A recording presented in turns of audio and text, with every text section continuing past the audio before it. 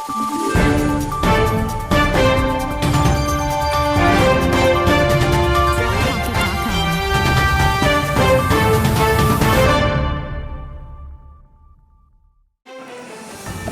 News ఛానల్కి స్వాగతం సుస్వాగతం.